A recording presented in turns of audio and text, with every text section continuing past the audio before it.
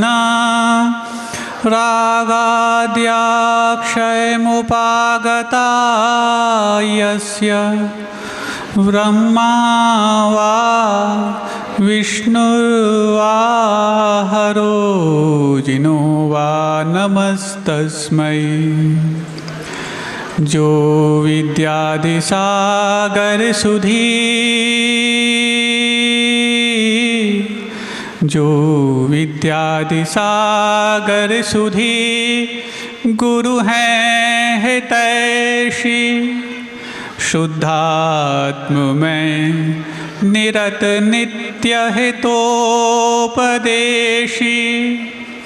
वे पाप ग्रीष्म ऋतु में जल हैं सयाने पूजो उन्हें सतत केवल ज्ञान पाने पूजो उन्हें सतत केवल ज्ञान पाने। बोले देवादिदेव 1000 श्री पार्श्वनाथ भगवान की। परम पूज्य संत शिरोमणि आचार्य परमेष्ठी गुरुदेव श्री विद्यासागर जी महामुनि राज की जय। परम पूज्य अद्वितीय निर्यापक श्रमण मुनि श्री योग सागर जी महाराज की जय। नगर गौरव निर्यापक श्रमण मुनि श्री वीर सागर जी महाराज की जय। साधर्मी मुनि श्री अतुल सागर जी निस्सीम सागर जी शाश्वत सागर जी महाराज की जय। नगर गौरव मुनि श्री निसंग सागर जी महाराज की परम पूजनीय मुनि श्री सोम सागर जी महाराज की शुद्ध पंचमी महापर्व की।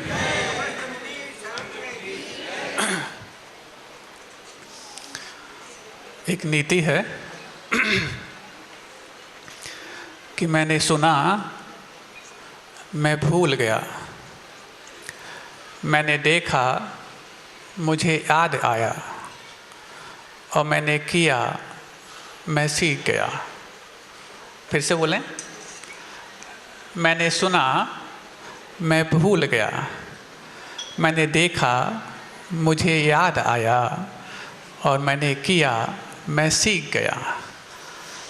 अब यदि सीखना है तो करना पड़ेगा। जहाँ तक आज शुद्ध पंचमी महापर्व है, शुद्ध का अर्थ ही होता है सुना हुआ। शुद्ध का अर्थ क्या होता है? सुना हुआ। तो उस सुना हुआ को जो था, शुद्ध जो था, आज उसको देखने लायक बनाया गया था। कि सुना तो बहुत कुछ है, वो सुनते सुनते सुनते सुनते वो परंपरा से प्रवाहित होता हुआ कमती होता चला जा रहा था, क्योंकि मैंने सुना, मैं भूल गया। ये नीति वहाँ भी लागू हो रही थी। जो तीर्थंकरों की दिव्य ध्वनि में जो नवनीत निकाल करके उनके परम पुरुषार्थ से हम सबके परम पुण्य से जो प्राप्त हुआ था, वो आराध्य आचार्यों के माध्यम से क्रमशः सुनते सुनते सुनते आगे बढ़ रहा था। और जब वो बढ़ रहा था तो क्षय उपशम ज्ञान है। क्षय उपशम ज्ञान तो आगे बढ़ते बढ़ते कितना बीच में छन जाएगा पता नहीं, लेकिन जब लगा कि सुना हुआ बहुत दिन तक हम याद नहीं रख पाएंगे, तो फिर कुछ लिखा हुआ जो दिखने में आ सके उसकी स्थापना की जाए। क्योंकि पहले भी बताया है कि देखने का प्रभाव 83% पड़ता है, सुनने का प्रभाव 11% पड़ता है, सूंघने का प्रभाव 3.5% होता है, चखने का प्रभाव 1% होता है, और छूने का प्रभाव 1.5% होता है। ये वैज्ञानिक अन्वेषण है। अब इस आधार पर जो सुना हुआ था उसको फिर देखने लायक बनाने के लिए जिन वाणी में उन संकेतों की स्थापना हुई। जब उन संकेतों की स्थापना हुई तो भी इतना तो समझ में आ गया कि मैंने सुना, मैं भूल गया था, अब मैंने देखा, मुझे याद तो आ गया। लेकिन देखने मात्र से याद आ जाता हो, सीख जाते हों, तो फिर तो बहुत अच्छी बात थी। लेकिन जब किया तब जाके वो सीख पाया। तो दिव्य ध्वनि जो हम सबके माध्यम से सुनी गई, जिन वाणी जो हम सबके माध्यम से लिपिबद्ध होकर के देखी गई, लेकिन जब सीखने की बात आई तो परम पूज्य आचार्य गुरुदेव विद्यासागर जी महाराज जो जनवाणी के सच्चे सपूत हैं, और परम पूज्य निर्यापक श्रमण मुनि श्री योग सागर जी महाराज जो हमें करके दिखा रहे हैं, वाकई में वो सही रूप से सिखा रहे हैं। करने वाले ही हैं दुनिया में जो हमारे लिए सिखाने लायक हो सकते हैं। बाकी लिखा हुआ बहुत कुछ बोलता है, जो किया जा रहा है उससे भी ज़्यादा लिखा हुआ बोलता है, लेकिन लिखा हुआ बोलते हुए भी पूरा सिखा सकता हो शायद नहीं, लेकिन जो दिखता है वो देख करके अपने आप हमारे जीवन में ग्रहण करने की बात आ जाती है। ऐसी जनवाणी के सच्चे सुपूत इस नगर में भी हुए हैं।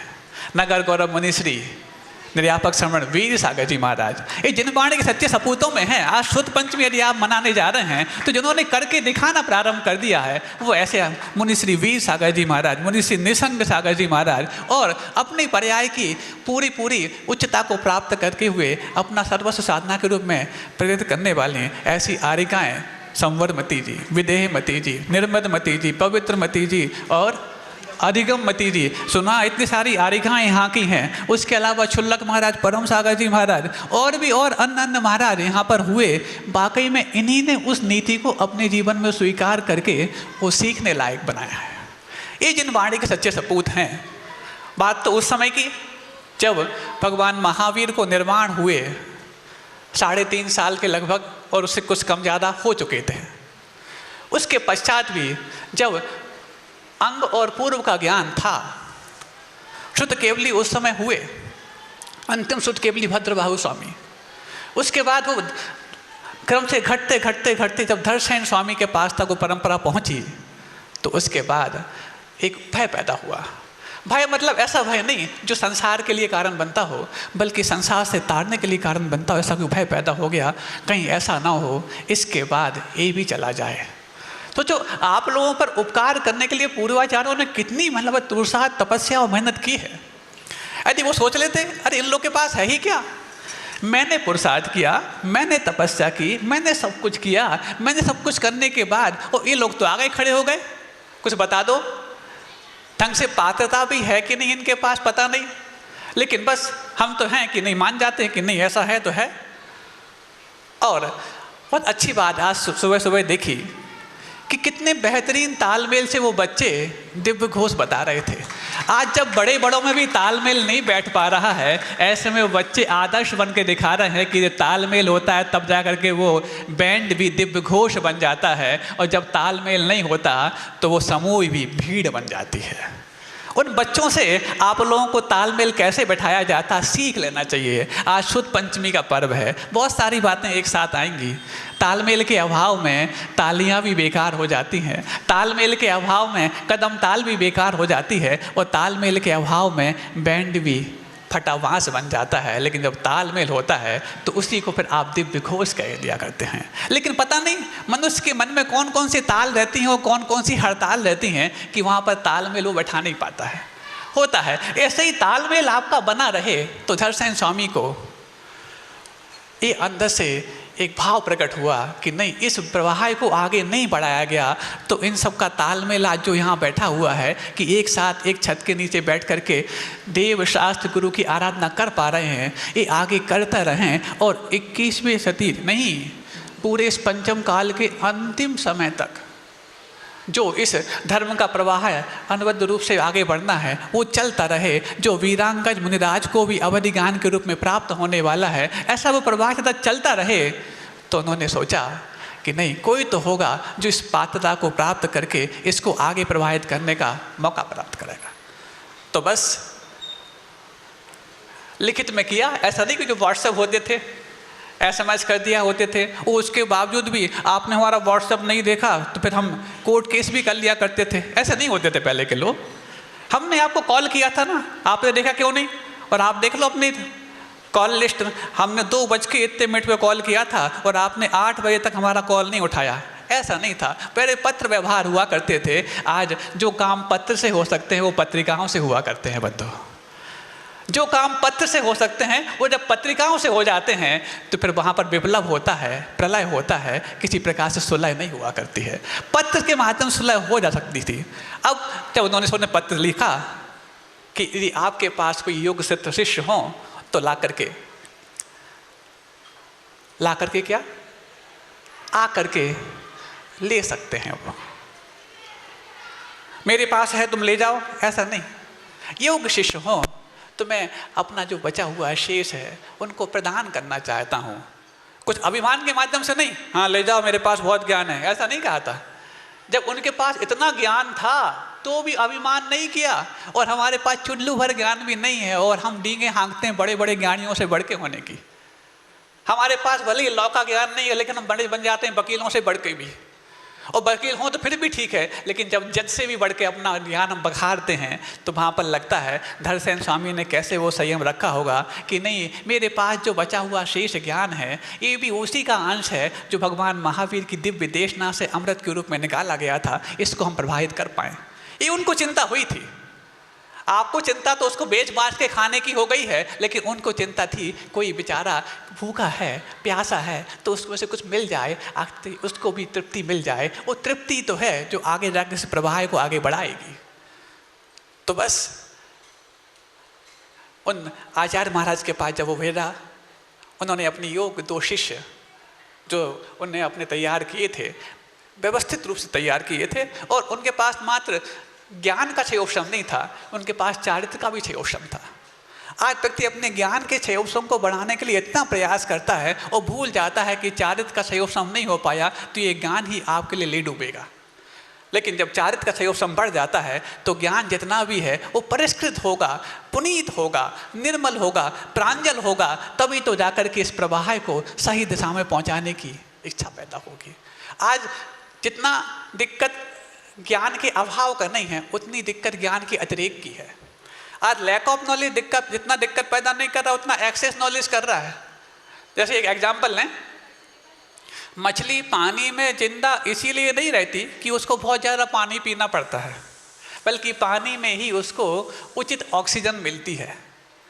यदि उसको पानी से बाहर निकालते हैं या पानी से कीचड़ में आती है, थोड़ी तड़पती तो है लेकिन जल्दी मरती नहीं, लेकिन जैसे ही उसको पानी के बाहर निकाल दिया जाता है तुरंत वो प्राण छोड़ देती है। क्यों?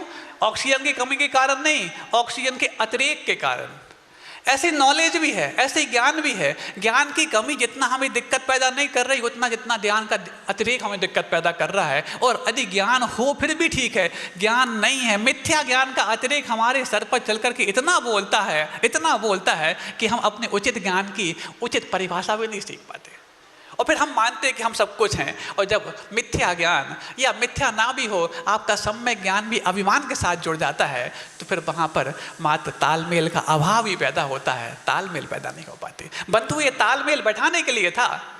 जब सोचो वो छोटा सा बैंड भी तालमेल के साथ दिव्य बन जाता है, घोष के साथ, तो यदि आपके अंदर तालमेल बैठेगा तो क्या आप दिव्य नहीं बन पाओगे? क्या आचार्य गुरुदेव के आशीर्वाद जो दिव्य रूप में आपको प्राप्त हुआ है, क्या उसको और दिव्यता प्रदान नहीं कर पाओगे? लेकिन तालमेल बैठे तब तो। आज शुद्ध पंचमी है बंधु, अपन शुद्ध पंचमी की ही बात कर रहे हैं, तालमेल की बात आवश्यक है। तो जो जिनवाणी के सच्चे सपूत हैं, ऐसे वीर सागर जी महाराज, निसंग सागर जी महाराज, ऐसी आरिकाएँ और ऐसी ब्रह्मचारिणी बहनें जिन्होंने अपने पूरे जीवन को गुरुदेव के चरणों में समर्पित करके, भले ही उनके लिए ये कह दिया गया हो कि जाओ समाज में जो भटके हुए जो नाम में टैलेंट है उसको दिशा दे दो, भले ही उसके लिए बच्चों को भी पढ़ाना पड़े, तो उनको भी उन्होंने मोक्ष मार्ग के रूप में स्वीकार कर लिया। ऐसी वो जिनवाणी की सच्ची सपूत हैं, ऐसे वो जिनवाणी की सच्ची पुत्रियां हैं जो आपके बच्चों को दिन रात एक हो करके और बच्चों को शिक्षा दे करके ही अपने मोक्ष मार्ग को स्वीकार करने की जिद पैदा कर ली है। इनको बोलते हैं तालमेल। इसको नहीं कि छोटी सी बात हमारी नहीं मानी गई और हम विप्लव करने के लिए तैयार खड़े हो गए। तुम्हारा ज्ञान तुम्हें तो ले डूबेगा, लेकिन कहीं पूरे समाज को ना ले डूबे, इस बात का ध्यान रखना आवश्यक है बंधु। आप लोग तो शायद ऐसे नहीं हैं, लेकिन फिर भी दुनिया में ऐसे होते रहती हैं बातें, इसलिए कहना आवश्यक हो जाता है। तो आपको ये समझना है कि शुद्ध पंचमी है। शुद्ध कहते किसको हैं? सुना हुआ जो है उसको श्रुत कहा जाता है। और आज जब उसको लिपिबद्ध होकर के उसकी पूजन आराधना हुई, तब जाकर के शुद्ध पंचमी पर्व हुआ। तो उन मुनि महाराज ने उन आचार्य महाराज को पत्र लिखा कि तो योग शिष्य यदि हों तो आप यहाँ पर भेजने की कृपा करें। ये नहीं कि भेज दो हम बहुत बड़े ज्ञानी हैं, नहीं, आप भेजने की कृपा करें। कितने शालीन शब्दों में उन्होंने कहा होगा, सोचो बंधु।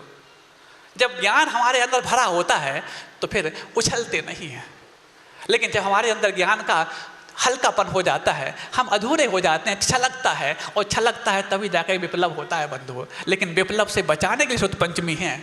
आज मैं कुछ और कहने जा रहा हूँ, पता नहीं आगे और क्या होने वाला है, परम पूज्य बड़े महाराज से अपन सुनेंगे उसके बारे में। तो सुनो, जब 2 योग शिष्य की बात वहाँ पर कर दी तो 2 योग शिष्य आए।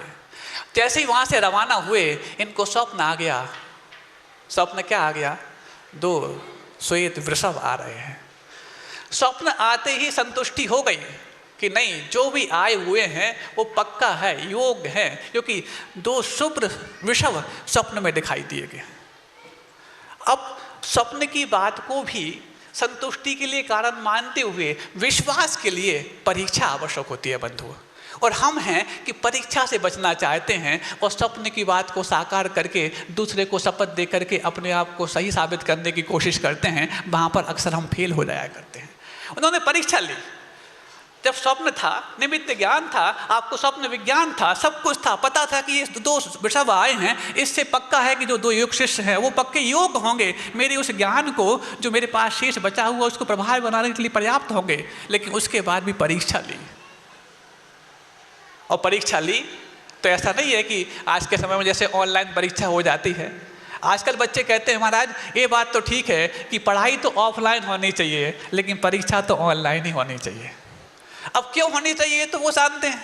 भले ही आपका वो मॉनिटर जो आपके सामने रखा रहता है, उस मॉनिटर में भले ही जब आप पेपर दे रहे होते हैं तो उस समय वो आपकी आंख को भी ऑब्जर्व करता रहता है। आपकी आंख यहाँ से वहाँ हुई तो वो बोल देता है दैट्स फॉल्ट, ये गलत है, आप ठीक नहीं कर रहे हैं। उसके बावजूद भी आप इतने शातिर होते हैं कि उस स्क्रीन के पीछे ही कॉपी लगा के रखते हैं, फिर वो भी नहीं जज कर पाता कि दैट्स फॉल्ट। इसलिए बच्चे चाहते हैं कि नहीं, पढ़ाई तो ऑफलाइन हो लेकिन परीक्षा तो ऑनलाइन हो। बात समझ रहे हो ना? लेकिन ऑनलाइन हो तो फिर भी ठीक है, बशर्ते कि आप ऑनलाइन हो।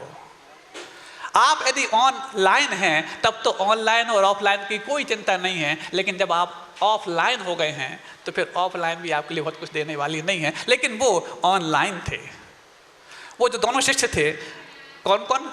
पुष्पदंत और भूतबली, वो ऑनलाइन थे। जब वो पहुंचे 2 मंत्र दे दिए गए, और 2 मंत्र देने के पश्चात अब मंत्र में क्या था ये तो परीक्षक को पता है। आज ऐसा है कि परीक्षक को परीक्षा के बारे में कम पता होता है, पेपर देने वाला पहले से पता कर रखता है कि आज क्या आने वाला है परीक्षा में। ऐसे ज़माने में हम जी रहे हैं बंद, तो क्या कर सकते हैं। बात तो अपन करें शुद्ध पंचमी के दिन उस समय की, जब ये भी नहीं कहा गया कि आपकी परीक्षा ली जा रही है। सिर्फ इतना कहा ये 2 मंत्र हैं, एक एक मंत्र आप दोनों को ध्यान लगाना है, सिद्ध करना है। अब जिनकी एकाग्रता होती है, जिनकी पवित्रता होती है, जिनकी निर्मलता होती है, उनके लिए फिर नहीं सोचना पड़ता है कि हम क्या दिया है क्या नहीं दिया है। गुरु ने आज्ञा कर दी ऐसा करना तो करना। लेकिन आज के शिष्य, आज के भक्त ऐसे हो गए हैं कि गुरु की आज्ञा में भी अपने आप को और ज़्यादा बड़ा मान करके वो उन्हीं की परीक्षा लेने के लिए तैयार हो जाते हैं, जबकि गुरु तुम्हारी परीक्षा लेने आए थे और तुम फेल होते होते भी तुम पास हो जाओ, ऐसी चिंता उनको हो गई थी। उसके बावजूद ही हमारा ज्ञान इतना भारी हमारे ऊपर पड़ जाता है कि हम गुरु की भी परीक्षा लेना चाहते हैं। पंचम काल है, लेकिन फिर भी आप मानना आचार्य धैर्यसेन स्वामी, आचार्य पुष्पदंत और भूतबली स्वामी का ऐसा बड़ा आशीर्वाद, ऐसा चमत्कारिक और अतिशय पूर्ण आशीर्वाद अपन सबके लिए है कि आचार्य गुरुदेव विद्यासागर जी महाराज हम जैसे मिथ्या ज्ञान तो ठीक है, हम जैसे अज्ञान को भी संभालने के लिए पर्याप्त संकेत दे रहे हैं। ऐसे में यदि हमारे लिए इस सौभाग्य को सराहना आ जाए तो बहुत बड़ी बात नहीं कि डायरेक्ट उस भगवान महावीर की परंपरा का जो आशीर्वाद सतत रूप से आचार्य विद्यासागर जी महाराज और परम पूज्य निर्यापक श्रवण मुनि श्री योग सागर जी महाराज के रूप में प्रभावी रूप में आज तक आ रहा है, हमको प्रभावित करके वो अतिशयकारी बना जाए। लेकिन बशर्ते कि हमारे अंदर उतनी निर्मलता हो जाए तब संभव है बंधु। तो सुनो, अब जब परीक्षा की बात आई, उन्होंने समझा कि मंत्र दिया है ध्यान करने के लिए, कोई परीक्षा की तो बात नहीं होगी। यहाँ तो ये भी करी जाए तुम्हारी परीक्षा हो रही है तो भी वो कहते हैं कि हाँ हम ये पढ़ाई हम कर रहे हैं अभी, लेकिन वहाँ पढ़ाई के दौरान ही परीक्षा कर ली गई। देखो बस क्या होना था, 2 अलग अलग संकेत प्रकट हुए। उस संकेतों के बारे में बड़े महाराज जी आपको बताएंगे, पूरा हम नहीं बताना चाहते, क्योंकि जो बात बड़ों की योग होती है वो बड़ों से मिले तो ज़्यादा कार्यकारी होती है। उसको बताएंगे जो संकेत मिले, उस संकेतों से उन्होंने क्या सीखा, उन संकेतों के बाद उन्होंने फिर क्या संतुष्टि प्राप्त की, क्या विश्वास किया, और विश्वास करने के बाद जब उन्होंने उसको दिया होगा तो क्या अभूतपूर्व अवसर नहीं होगा। इसको सब बड़े महाराज जी बताएंगे। अपन तो थोड़ी सी बीच की बात कर लें।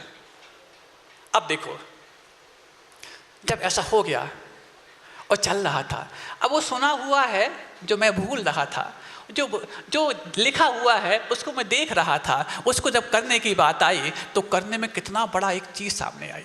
आज अतीन्द्रिय ज्ञान की बात तो बहुत कही जाती है बंधुओं, बहुत बड़े बड़े ऐसे मतांतर पैदा हो गए हैं, बहुत बड़े बड़े ऐसे पंथ पैदा हो गए हैं जो अतीन्द्रिय ज्ञान की महिमा गाते हैं। लेकिन उनको याद रखना चाहिए, अतीन्द्रिय ज्ञान की महिमा गाने से आज तक कोई व्यक्ति अतीन्द्रिय नहीं बन पाया। लेकिन जितेंद्रिय ज्ञान की यदि महिमा उसके जीवन में आ जाए तो उसको अतीन्द्रिय बनने में देर नहीं लगेगी बंधुओं। जितेंद्रिय का मतलब क्या है? जिन्होंने अपनी इंद्रियों को जीत करके ऐसा रूप प्राप्त कर लिया है। यदि ऐसे ज्ञानी यदि आप बन जाते हैं तो देर नहीं लगेगी। पंचम काल मात्र बाधक है उनके लिए, जैसे ही उनके लिए योग काल मिलेगा वो अतीन्द्रिय बन के दिखा देंगे, क्योंकि उन्होंने किया है तब जाके सीखा है। और आप हैं सीखना पहले चाहते हैं, करने का तो कोई नाम ही नहीं है। अब आपको देखना है कि सीखने से यदि ये किया जाता तो फिर तो बहुत आसान था।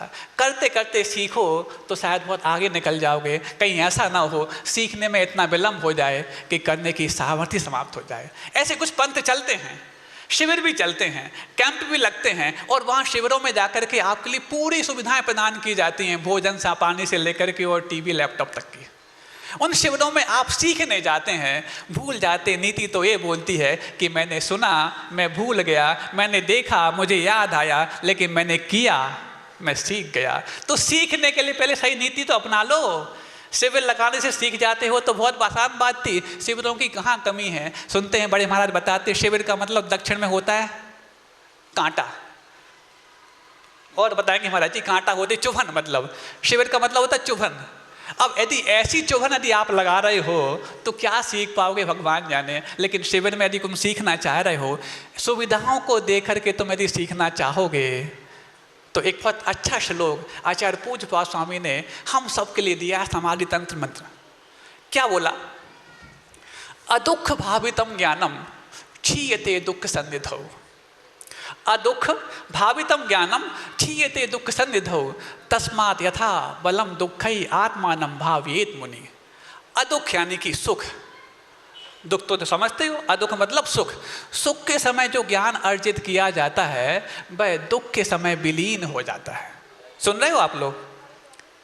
महाराज हम जब ज्ञान अर्जित करते हैं, पूरा एसी रूम होना चाहिए, स्टडी टेबल व्यवस्थित होनी चाहिए, पंखा व्यवस्थित होना चाहिए, गद्दा होना चाहिए, और पीछे टिकने के लिए थोड़ा सा लोड भी होना चाहिए। भले ही दिमाग पे लोड आए चाहे ना आए, लोड तो पूरा होना चाहिए।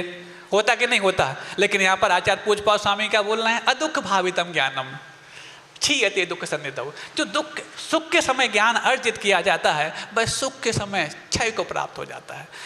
तस्मात् इसलिए यथा बलम दुःखै, जितना सामर्थ्य हो उस दुख के द्वारा आत्मानं भावयेत मुनि। हे मुनि, तुम आत्मा को यदि ध्यान करना चाहते हो, आत्मा का ज्ञान करना चाहते हो तो दुख को अपने साथ पहले जोड़ लो।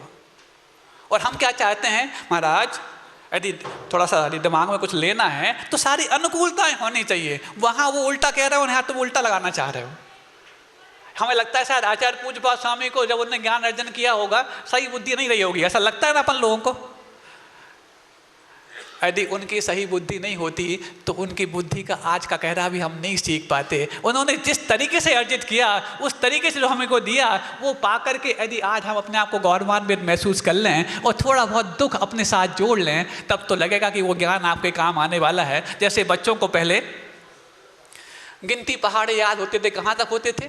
20, 25, 30, 40, 45, 50 तक के पहाड़ याद होते थे। आज 2 × 2 करने के लिए भी कैलसी चाहिए होता है। तो जैसे आपने सुख सुविधाओं में वो ज्ञान अर्जित करके मैथमेटिकल पोर्शन को भी अपने साथ जोड़ करके उसके बारे में आप बहुत बहुत डिपेंडेंट हो गए और बहुत उस ज्ञान को आप लूज करते गए। ऐसे थियरी ज्ञान को भी, सैद्धांतिक ज्ञान को भी यदि आप किसी पर डिपेंडेंट होकर के, गूगल पर, नेट पर, इन सब पर डिपेंडेंट होकर के यदि आप लेना चाहोगे तो आपकी मेमोरी पावर इतनी ही बचने वाली है। वो जो अपलोड था उसको दिमाग में डाउनलोड करो और सुबह जाकर के एग्जामिनेशन हॉल में जाकर के वॉमिट कर दो। इतना ही मात्र आपका मेमोरी बचेगा, उसके बाद कुछ नहीं बचने वाला। क्योंकि आपने जैसे ही आपके मन में प्रश्न उठा, किस आजकल तो महाराज हर चीज के प्रश्न के उत्तर मौजूद हैं। समय सार का भी कितना क्लिष्ट प्रश्न पूछ लो, गूगल बोल देता है कि हाँ इसका उत्तर ये है। लेकिन गूगल आपको ज्ञान दे सकता है, प्रज्ञा नहीं। प्रज्ञा के लिए तो आपको ऐसे गुरुओं के संघर्ष में आना ही पड़ेगा, उनकी सन्निधि में आना ही पड़ेगा, जो आपके लिए प्रज्ञा वो दिखा पाते हैं जो सीखने के लायक होती है, क्योंकि उन्होंने अपने जीवन में सीखने के लिए करना स्वीकारा है। और आप लोग हैं जो करने के लिए भी पहले सीखना चाहते हैं। कैसी उल्टी बुद्धि हो गई है। इस उल्टी बुद्धि को बचाना पड़ेगा। सही शिविर तो वो लगा है जो पिछले लगभग 25 दिनों से परम पूज्य बड़े महाराज के सानिध्य में परवारपुरा में लगा है। इस शिविर में आकर के भले आपको सुविधाएं मिल पाए या ना मिल पाए, लेकिन सीखना अवश्य आ जाएगा। और जहाँ पर शिविर ऐसे लग रहे हैं जहाँ सुविधाएं पूरी दी जा रही हैं, लेकिन सीखने के नाम पर मात्र एक चीज़ भी अभी नहीं, पहले पूरा सम्यक दर्शन प्राप्त कर लो, उसके बगैर तो फिर चारित्र अधूरा है, वो चारित्र तो मिथ्या है। मोक्ष महल की प्रथम सीढ़ी या वेगिन ज्ञान चरिता, ये सिखा दिया जाता है शुरुआत से ही।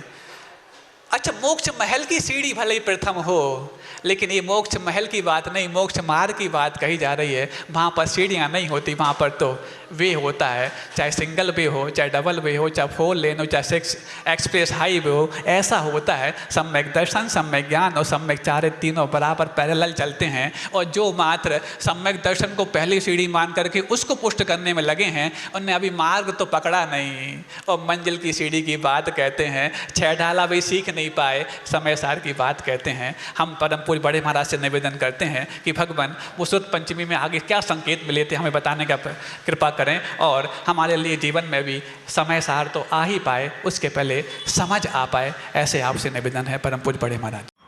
दुर्लभ गुरु का दर्श है, दुर्लभ गुरु का साथ, दुर्लभ उठना गुरु नजर, दुर्लभ सर पर हाथ, दुर्लभ गुरु संकेत हैं, दुर्लभ तत्पालन, दुर्लभतम गुरु चरण में है समाधि धारण।